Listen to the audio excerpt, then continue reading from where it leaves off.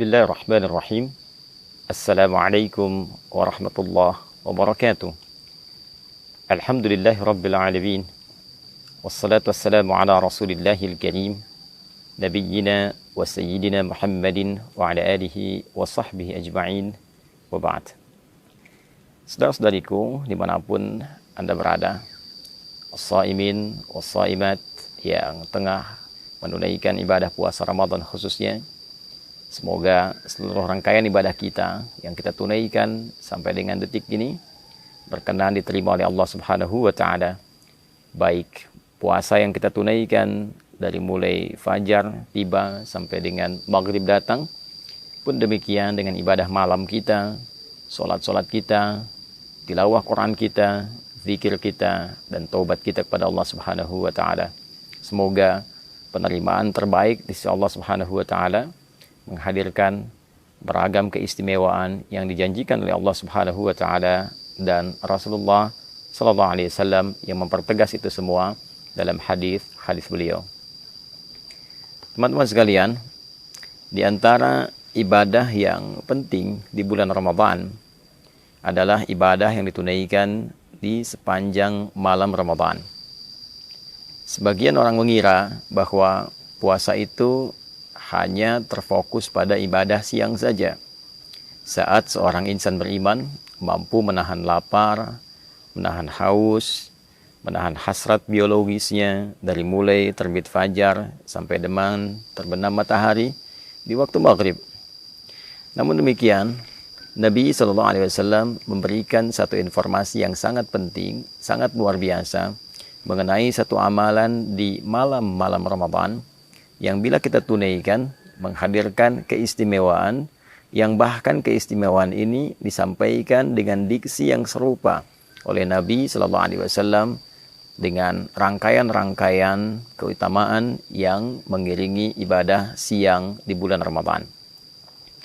Dalam hadis riwayat Al-Bukhari, bahkan dalam selisih yang tidak banyak di penomoran hadisnya, melalui rawi atau periwayat yang sama, yaitu sahabat Abu Hurairah radhiyallahu taala anhu dari Nabi sallallahu alaihi wasallam. Kala beliau sallallahu alaihi wasallam menginformasikan tentang keutamaan Ramadan, beliau bersabda, "Man shama Ramadhana imanan wa ihtisaban, ghufira lahu ma taqaddama min dhanbi." Siapapun yang menunaikan puasa Ramadan, jadi khusus dikerjakan di bulan Ramadan.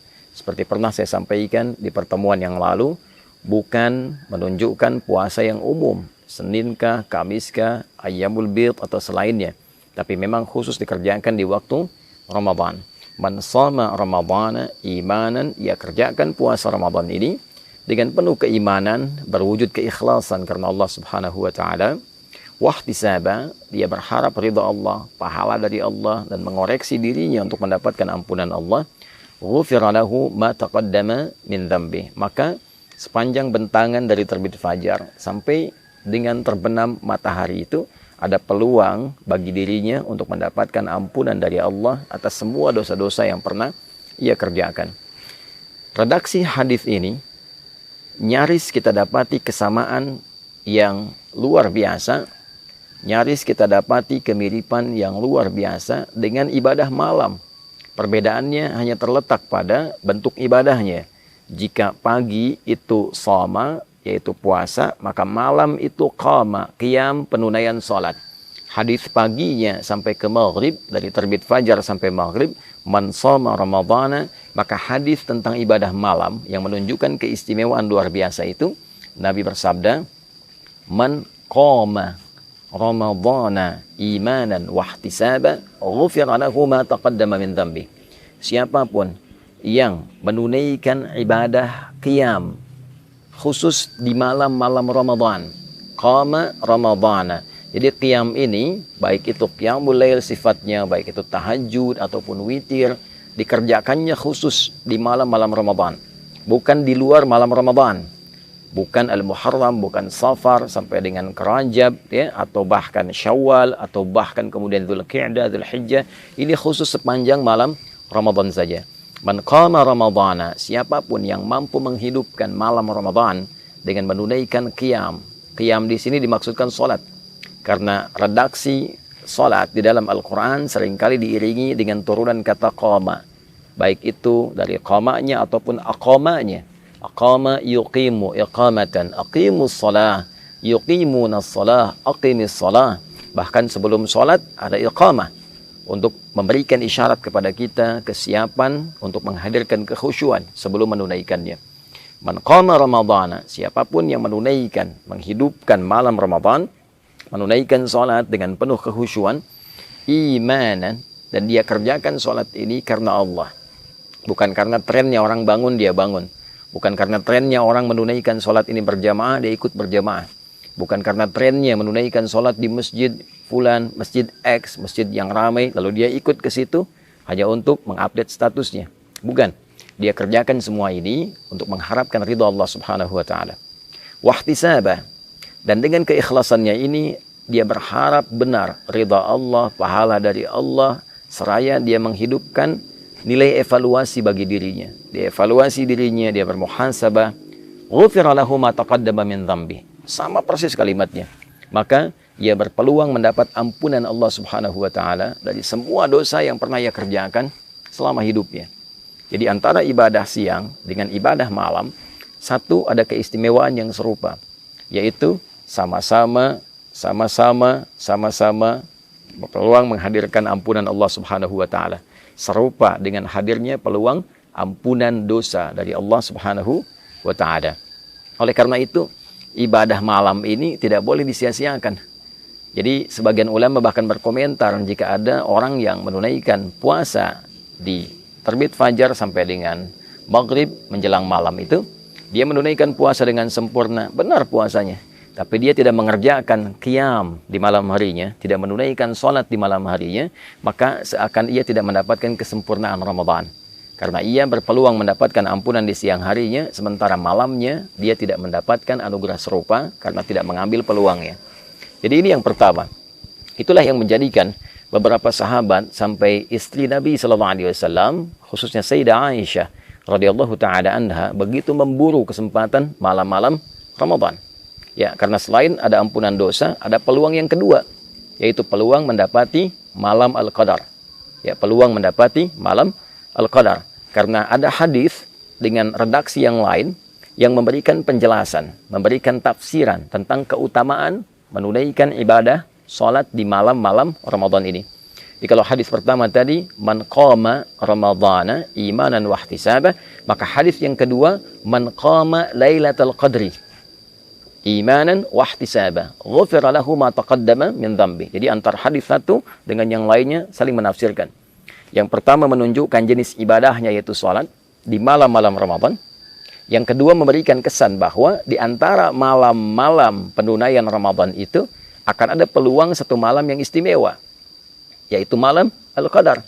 Jadi orang yang mampu menghidupkan malam Ramadan dan menunaikan sholat di dalamnya, maka di antara peluang yang ia dapatkan adalah kesempatan besar mendapatkan anugerah malam Al-Qadar.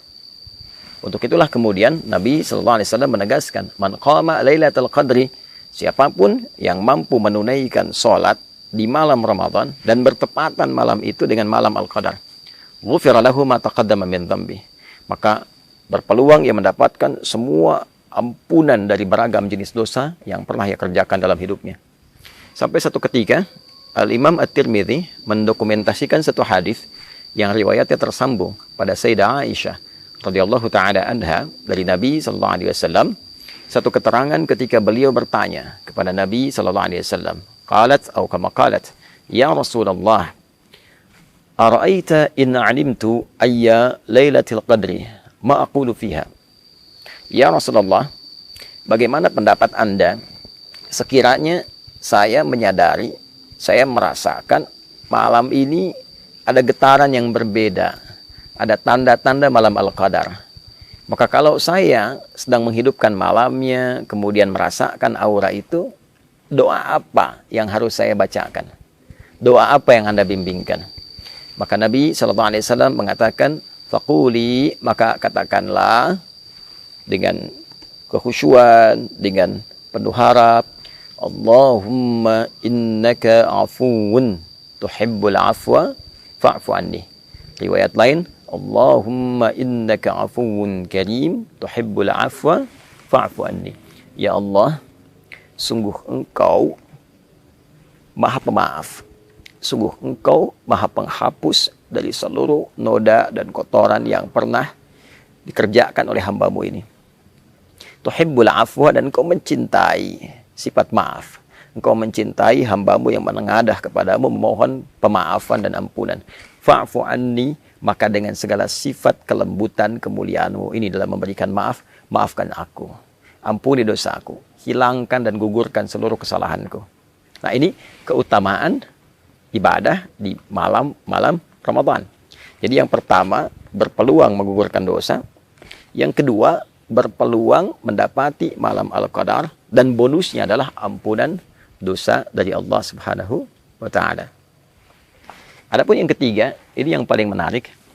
Salat yang ditunaikan di malam Ramadan juga memberikan manfaat besar bagi kedamaian hati, ketenangan jiwa. Nah, orang-orang yang sering gelisah gitu kan, orang-orang yang diliputi oleh ketakutan berlebihan, ingin rapi, mendapatkan ketenangan jiwa, mendapatkan kedamaian, maka di antara tips yang disampaikan melalui riwayat-riwayat yang valid kepada kita adalah penunaian sholat di malam-malam Ramadan. Jika kita menunaikan satu ibadah, dan ibadah itu berdampak pada ketenangan jiwa kita, pada roh kita, roh yang mengisi nafas kita, jiwa kita, maka ibadah itu, pekerjaan itu disebut dengan tarwihah namanya. Rawwaha yurawwihu tarwihan. Wa tarwihatan sifatnya. Sesuatu yang bila dikerjakan memberikan ketenangan kepada jiwa.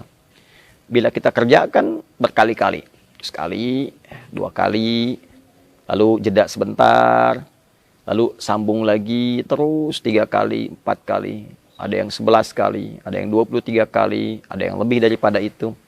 Dia jamakkan hingga mendapatkan ketenangan dan kedamaian dalam hatinya itu, maka bentuk jamaknya disebut dengan tarawih.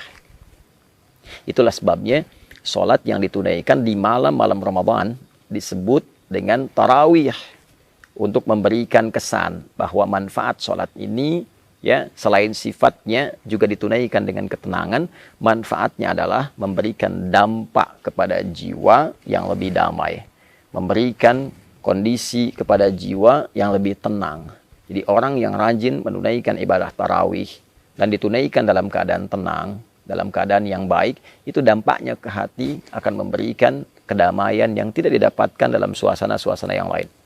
Itulah sebabnya kenapa ibadah ini diviralkan namanya dengan tarawih, untuk memberikan motivasi kepada kita. Ayo, supaya hati kita lebih tenang, lebih damai. Yang kedua, ayo lakukan dengan tenang, bacaannya yang baik, jangan buru-buru, jangan tergesa-gesa, lakukan dengan penuh kedamaian sampai mendapatkan gelombang, frekuensi-frekuensi ke dalam jiwa kita yang menghunjamkan kedamaian pada hati.